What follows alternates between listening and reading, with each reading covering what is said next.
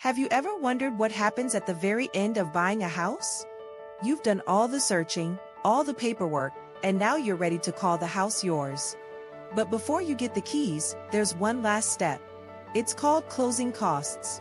Today, we're going to talk about what closing costs are, why they matter, and what you can expect if you're buying a home in the last part of the year. In this video, we're going to make closing costs simple to understand. By the end, you'll know what they include, why they can be a little different at the end of the year, and how you can be ready for them. Let's start with the basics. When you buy a house, you pay more than just the price of the home. Closing costs are the extra fees and expenses that come with finalizing your mortgage. Think of it like when you buy concert tickets online. You see the ticket price, but then at checkout, there are extra service fees. Closing costs work a little like that, but on a bigger scale. So, what's included in closing costs? Here are some of the most common parts. First, there are loan fees. These are charges from your lender for helping set up your mortgage. This might include an application fee or an origination fee. Next, there are title fees. These make sure that the home you're buying actually belongs to the seller and that no one else can claim it after you buy it. There are also inspection and appraisal fees. These help confirm that the home is safe and that it's worth the price you agreed to pay. Then, there's something called prepaid costs. These are payments you make upfront for things like homeowners insurance and property taxes. Altogether, closing costs usually add up to about 2% to 5% of the price of the home. That means if you're buying a $250,000 house, you might need an extra $5,000 to $12,500 just for closing costs. Now, here's where it gets interesting.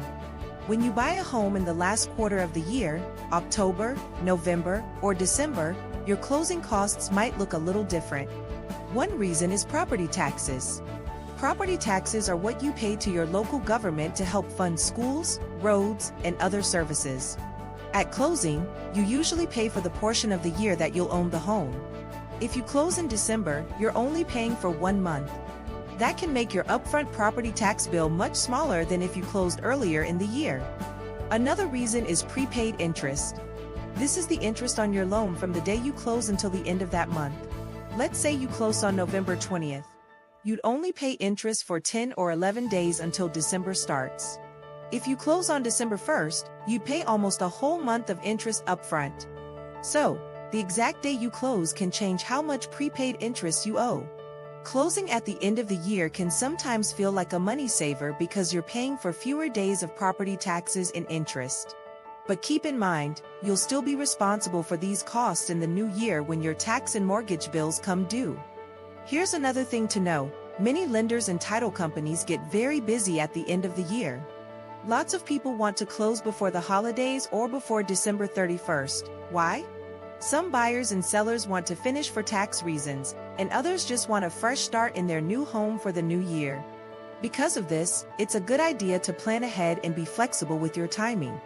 So, what can you do to be prepared for closing costs in the last quarter of the year? First, always ask your lender for a loan estimate early in the process. This is a document that shows you an estimate of your closing costs.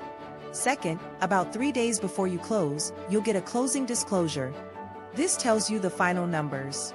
Review it carefully so you know exactly what you need to bring to the table. Third, make sure you have extra savings ready. Even though closing costs might be a little lower in the last quarter, it's always better to be safe than short on funds. Buying a home is one of the biggest milestones in life.